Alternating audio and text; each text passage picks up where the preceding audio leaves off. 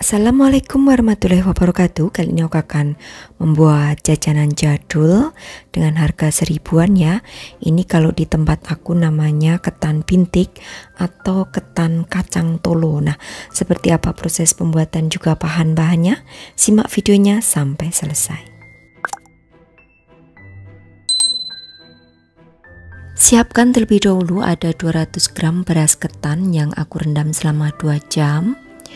Lalu setelah itu siapkan juga dengan 50 gram kacang tolo. Ini akan aku rendam selama 2 jam dengan menggunakan air panas. Ini udah aku cuci terlebih dahulu ya untuk kacang tolonya.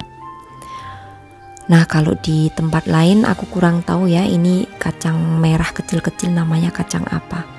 Oke, ini akan aku tambahkan kurang lebih 300 ml air panas, lalu aku tutup seperti ini, biarkan selama 2 jam. Setelah direndam selama 2 jam menjadi seperti ini ya, kemudian cuci kembali. Lalu setelah itu akan aku rebus hingga setengah matang, kurang lebih merebusnya 10 menit.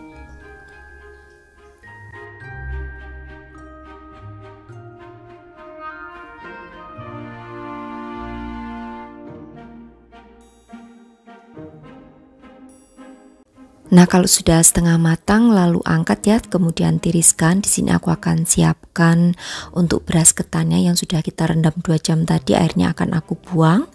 Kemudian akan aku masukkan ke wadah. Nah, ini juga bisa ya langsung dimasukkan ke dalam pengukus, tapi aku supaya tidak banyak cucian, maka aku menggunakan wadah lagi loyang yang aku lapisi dengan menggunakan daun pisang seperti ini. Oke, ini akan aku kukus terlebih dahulu.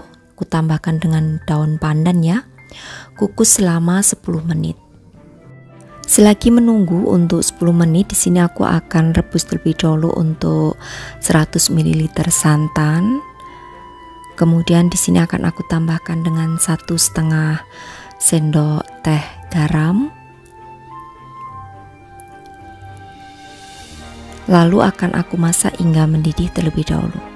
Ini nanti fungsinya untuk mengaron beras ketannya tadi.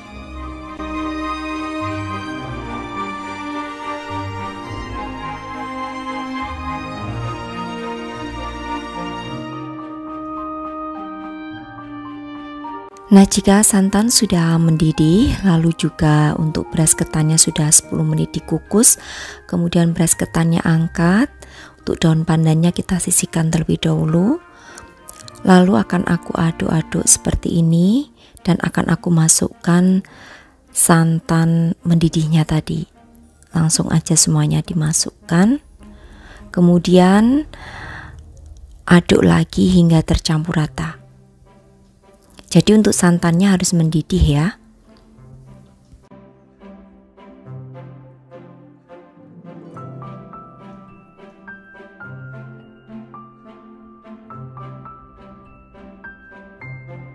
Selanjutnya akan aku tambahkan juga dengan 80 gram kelapa parut setengah tua. Aduk hingga tercampur. Kemudian juga akan aku tambahkan dengan 50 gram kacang tolo yang tadi sudah direbus ya. Nah, aduk lagi hingga tercampur rata. Ini merupakan jajanan jadul ya. Dari dulu waktu kecil di kampung suka banyak jajanan ini. Nah, setelah semua tercampur lalu akan aku kukus lagi selama 20 menit. Untuk penggunaan apinya menggunakan api yang sedang aja. Setelah matang kemudian angkat, ambil untuk daun pandannya. Lalu di sini akan aku aduk terlebih dahulu dan biarkan hingga dingin.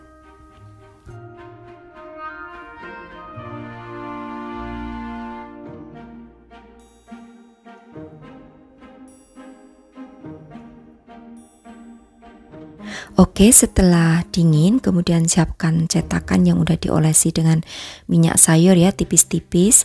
Ini akan aku cetak di sini. Masukkan aja kurang lebih 2 sendok makan atau 1,5 sendok makan ya.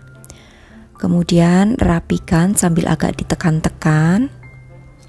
Lalu alasi di bawahnya dengan menggunakan daun pisang kalau ada. Kalau nggak ada boleh dialasi dengan menggunakan kertas panggang atau kertas roti. Nah, seperti ini hasilnya. Biasanya kalau zaman dulu untuk menjual ketan bintik ini dengan dibungkus menggunakan daun pisang ya. Tapi ini aku buat modern supaya bisa untuk isian snack box. Rasanya unik loh, ada gurih-gurihnya dari beras ketan dikombinasi dengan kacang tolonya. Kalau di tempat kalian apa namanya kacang tolo? Kalau di sini di Jogja namanya kacang tolo. Oke, lakukan semuanya ya hingga adonannya habis dicetak ke dalam cetakan ini. Nah, untuk ketahanannya sendiri, kue ini di suhu ruangan bisa bertahan 3 hari itu maksimal ya. Aku sarankan 2 hari aja supaya lebih enak dan lebih fresh ya, karena ada kelapanya di sini. Kalau 3 hari 4 hari itu cenderungnya sudah agak menjadi keras untuk beras ketannya.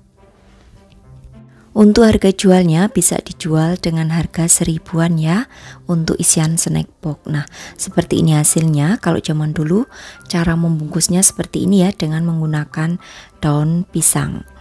Nah, sekarang aku buat dengan versi yang lebih mungil. Ini bisa untuk isian snack box dengan rasa gurih. Atau bisa juga diberikan cup mika seperti ini, lebih cantik tentunya untuk hasilnya. Mau dijual seperti ini juga bisa. Oke, mudah-mudahan bisa menginspirasi ya untuk sahabat aku semua di rumah cara pembuatan ketan bintik atau ketan kacang tolo. Ini merupakan jajanan jadul yang rasanya unik. Ini aku coba satu ya. Rasanya gurih kombinasi dengan kacang tolo. Oke, demikian tadi saja untuk resepku kali ini, ide jualan atau ide snack untuk keluarga dari ketan dan juga kacang tolo. Mudah-mudahan sahabat aku semua di rumah bisa mempraktekkannya. Sampai bertemu kembali di resep-resep aku yang akan datang. Wassalamualaikum warahmatullahi wabarakatuh. Bye-bye.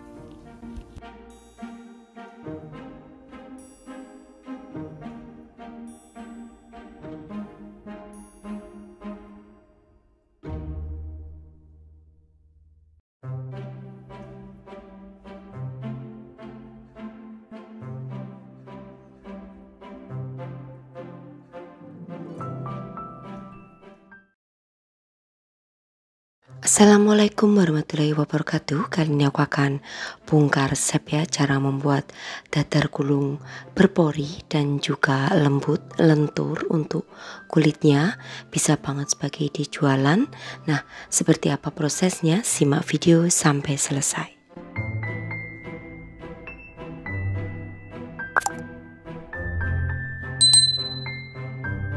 Oke, aku akan membuat untuk isiannya atau unti kelapanya ya. Dari 200 gram kelapa parut setengah tua, kemudian 80 gram gula pasir, setengah sendok teh garam, setengah sendok teh vanili bubuk. Kemudian di sini aku masak dengan menggunakan api yang sedang. Nah, supaya bisa tanak, nanti akan aku tambahkan juga dengan 1/4 gelas air. Masak terus hingga airnya mengering dan juga kelapanya ini sedikit mengering ya. Nah, di sini juga akan aku tambahkan dengan pewarna makanan yaitu pewarna kuning. Masak terus hingga kelapa dan airnya mengering. Kalau sudah kelapa dan air mengering, lalu angkat dan dinginkan terlebih dahulu.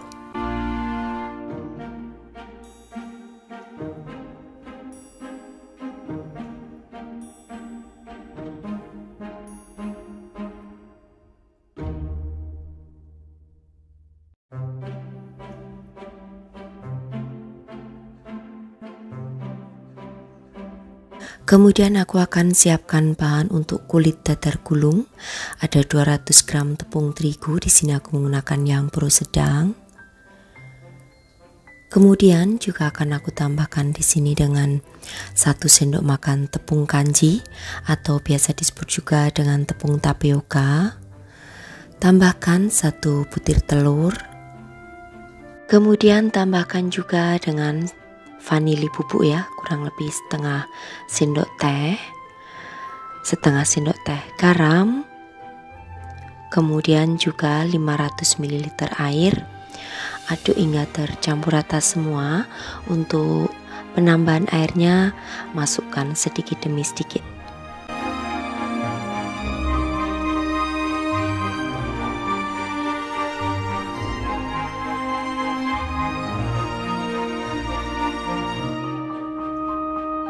Aduk terus hingga tidak ada yang bergerindil atau bergumpal ya untuk adonannya.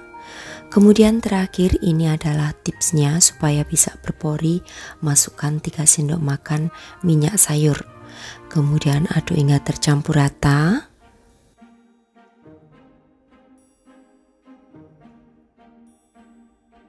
Lalu juga akan aku tambahkan dengan perisa stroberi. Kalau kalian tidak ada perisa stroberi boleh ditambahkan dengan pewarna makanan. Nah, aduk kembali hingga tercampur rata. Kemudian akan aku saring supaya hasil daripada adonannya ini bisa lembut, tidak ada yang bergumpal.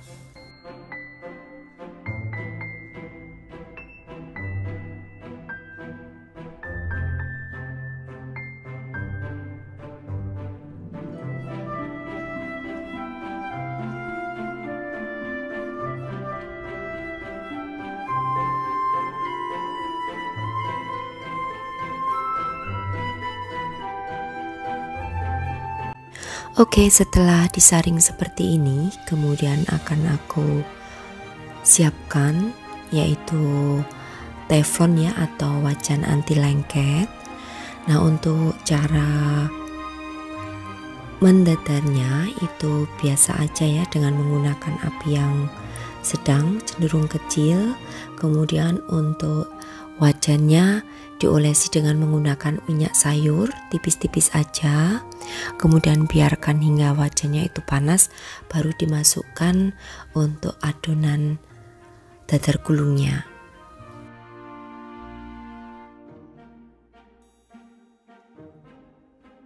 Nah, seperti ini. Jadi biarkan terlebih dahulu untuk teflon atau wajan anti lengketnya panas. Kemudian olesi dengan menggunakan minyak sayur tipis-tipis. Setelah minyaknya panas baru dituang kurang lebih 1 sendok sayur ya. Lalu biarkan terlebih dahulu hingga muncul pori atau muncul sarang ya di bagian permukaannya seperti ini. Kalau sudah, kemudian angkat, lalu lakukan untuk mendadar semua adonan hingga selesai.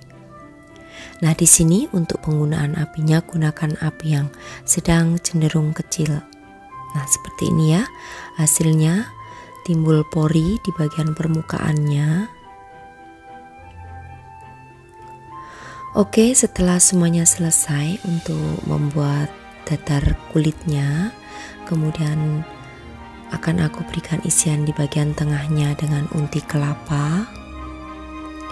Lalu gulung hingga semuanya habis. Di bagian yang berpori itu di luarnya ya, jangan diletakkan di bagian tengah. Nah, seperti ini. Cantik banget untuk hasilnya. Dan ini juga tidak mudah robek karena tadi aku tambahkan dengan 1 sendok makan tepung kanji. Untuk resep kulit dadar gulung yang aku bagikan ini hasilnya sangat cantik ya, karena kulitnya itu lentur, tidak mudah robek, serta berpori dan juga lembut hasilnya. Jadi ini bisa banget sebagai ide jualan, karena walau dari bahan sederhana tapi bisa menghasilkan kulit dadar gulung yang sangat lembut dan juga lentur. Nah, bisa juga ya untuk pengemasannya diberikan plastik OPP seperti ini. Ini aku akan coba satu, kalian bisa lihat ya bagian tengahnya dan kulitnya berpori cantik atau bersarang seperti ini. Walaupun berpori atau bersarang, tapi ini lubangnya tidak tembus ya, jadi hanya di bagian permukaannya aja. Nah ini ya hasilnya, rasanya juga enak, pas banget, kulitnya sangat lembut. Untuk harga jualnya sendiri silahkan aja ya tentukan dari modal awal yang kalian keluarkan. Kalau dari aku kisaran harga yaitu antara 1.000 sampai 2.000 rupiah juga bisa. Nah demikian tadi ya resep dari aku, tips cara membuat dadar gulung berpori lembut dan juga lentur. Selamat mencoba untuk sahabat aku semua di rumah. Terima kasih. Wassalamualaikum warahmatullahi wabarakatuh. Bye bye.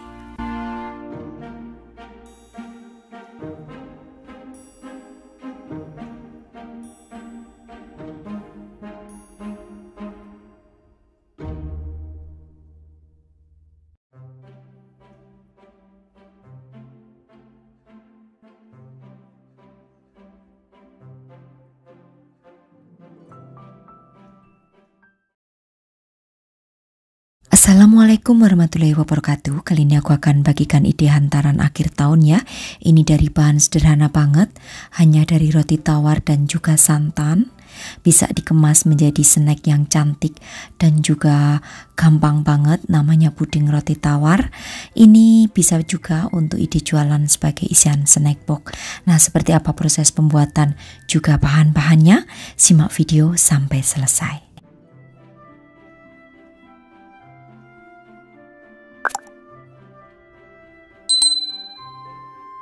Siapkan terlebih dahulu 5 lembar roti tawar ya. Ini aku menggunakan yang tanpa kulit. Kalau kalian mau pakai yang ada kulitnya juga boleh. Kemudian potong memanjang. Bagi satu lembar itu menjadi 4 potongan ke semuanya ya hingga habis.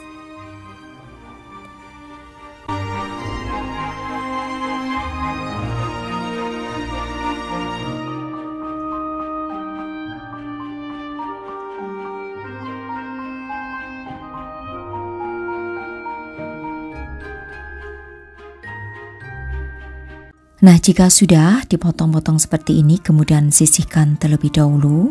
Lalu aku akan siapkan untuk kuah santan. Ada 300 ml santan.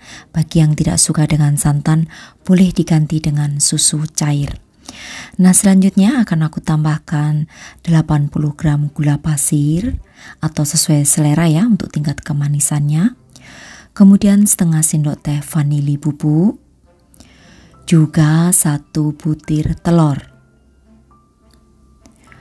Kemudian akan aku tambahkan juga di sini dengan setengah sendok teh garam. Aduk hingga tercampur rata.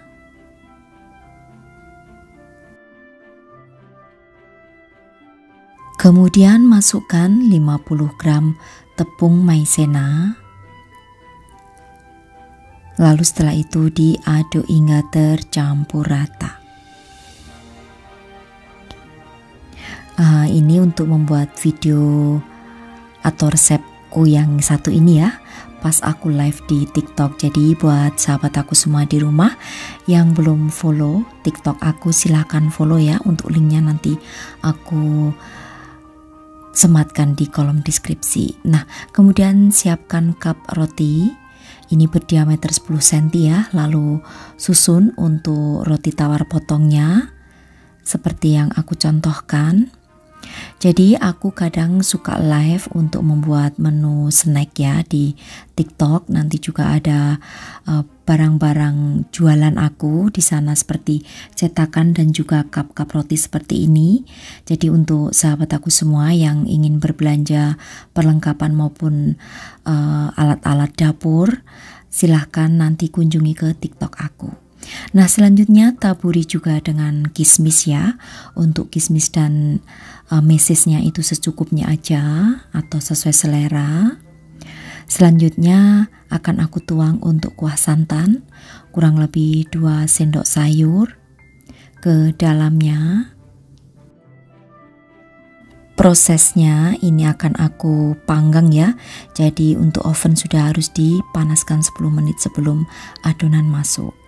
Nah, terakhir taburi di bagian atasnya dengan menggunakan keju parut. Untuk keju parutnya sendiri itu secukupnya aja ya. Jadi kurang lebih aku tadi menggunakan 30 gram. Nah, ini lakukan ke semuanya hingga adonan habis.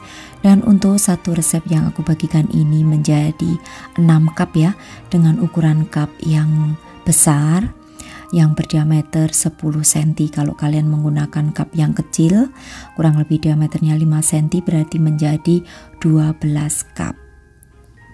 Nah, lakukan hingga semua adonan habis.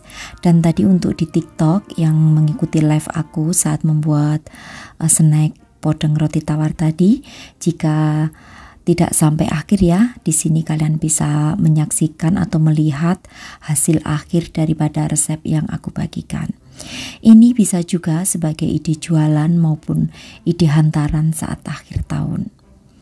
Nah, untuk toppingnya sendiri kalian bisa sesuaikan dengan selera ya. Di sini aku menggunakan topping kismis, mesis dan juga keju.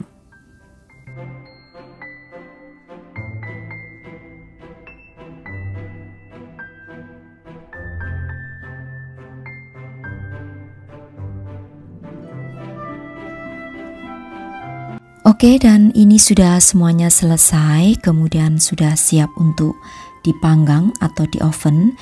Jadi buat kalian yang memanggang dengan menggunakan oven listrik, untuk waktunya 40 menit, apinya api atas bawah, suhu 170 derajat Celcius.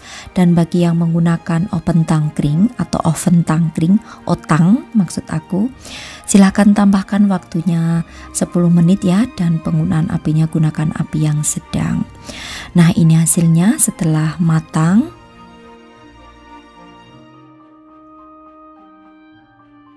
Kemudian akan aku biarkan menjadi dingin terlebih dahulu. Baru setelah itu akan aku kemas. Kenapa menunggu dingin? Karena supaya tidak berembun dan berkeringat ya. Nanti saat dikemas sehingga bisa tahan beberapa hari.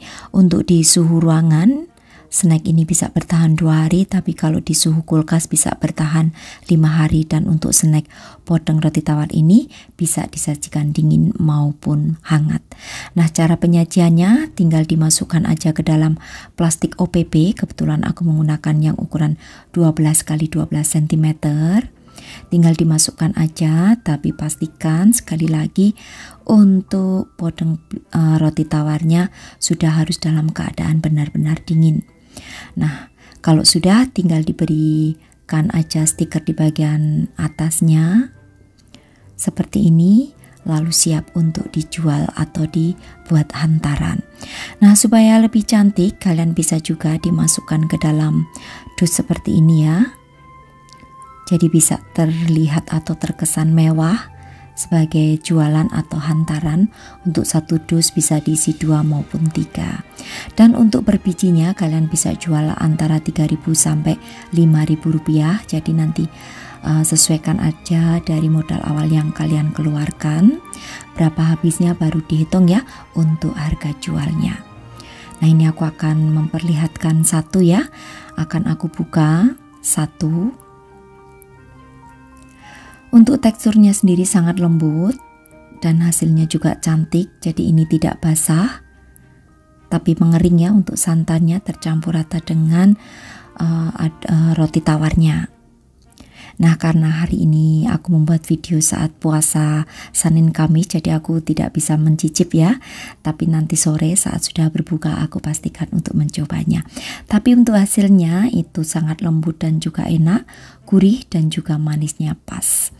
Oke, yang ingin dijadikan sebagai ide jualan maupun hantaran, mudah-mudahan bisa laris manis ya. Dan juga yang ingin dijadikan sebagai snack keluarga, mudah-mudahan keluarganya menyukai. Oke, demikian tadi saja. Terima kasih. Sampai bertemu kembali di resep-resep aku yang akan datang. Wassalamualaikum warahmatullahi wabarakatuh. Bye-bye.